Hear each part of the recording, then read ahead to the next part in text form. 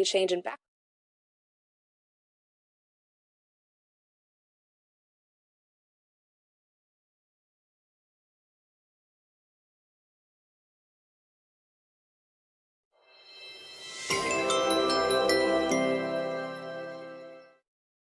Hi, welcome back to Father Offspring Interviews, episode 21. We are currently on a little mountain getaway, hence this lovely change in background. Given that setting, it felt right to kind of follow up a bit on our conversation about nature and awe from a few episodes back. Well, this is our first attempt at Richard Attenborough or David Attenborough or some appropriate Brit sort of nature thing. Okay, awe. Someone was asking, why do we get a sense of awe in nature? And awe traditionally has been about spirituality and religion and the ineffable and the aesthetic. And it's only relatively recently that it's become a subject for scientists to think about. Primarily the work of Dacher Keltner, psychologist at UC Berkeley, fantastic scientist, really good guy who's been studying awe. Okay, so first off, what do we mean by awe? In a circumstance where you were struck with the vastness of something, and sort of as a second attribute, it transcends your normal everyday parameters of what the world is about.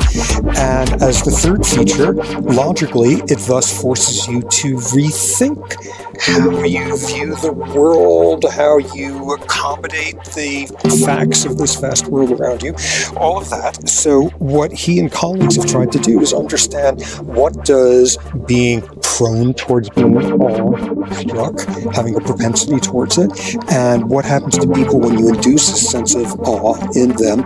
What does that do to all sorts of interesting psychological, behavioral traits? Okay, so first off, how do you figure out if somebody is prone towards awe? You come up with an awe index or an awe metric or something, as Keltner and colleagues have done, which is tapping into a bunch of different factors. How often are you struck with the vastness of things? It was this question you're asking me, things like how often are you struck with the vastness of things? A sense of connection to it, a sense of diminution of yourself, a sense of time slowing down, a sense that you're thinking about the world as being challenged on a regular basis by the sense of vastness, and then a nice sort of salute to physiology. How often do you have a visceral response to something that gets you to have goose flesh and the chills and jaw dropping, you have to swoon your eyes in this. So using questions like that, identifying people who are prone towards feeling awe, but more interestingly are then experimental manipulations to make people feel awe-filled, if not awful. And it's rather straightforward. They sit you down and they say, well, think about a time when you were struck by something that just filled you with a sense of awe. And can you write about it for a few minutes versus a time that you've been filled with a tremendous sense of pride or a tremendous sense of resentment or love or some such thing. So exploring not just a strong emotion, but this particular one. So looking at an induced sense of awe or those people with a propensity towards awe. And what you see is that it makes people like more pro-social and more ethical and more generous in economic gains, which sort of initially seems puzzling. So like it's this huge, vast, either purposeful universe or vast indifferent universe, but in either viewpoint, like there's no getting around the fact that like it's just atoms scattered all over the place, and there's this weird phenomenon that every now and then a bunch of atoms will come together transiently that each of us will call me, and it will do that only for a while. And why is it that that makes us more pro-social, more ethical, more generous?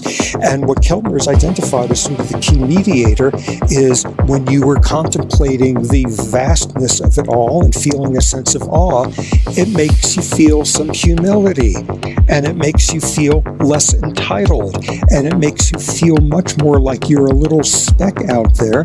And that's a great stepping stone to, if like I'm not such a big deal here and I'm just a bunch of transient atoms coming together in this whole wide place there, maybe my needs are not as usually consider them to be, and coming straight out of this entitlement is a bit more the sense of bestiality and worrying about other things. So that seems like kind of a nice reason to sit around forests.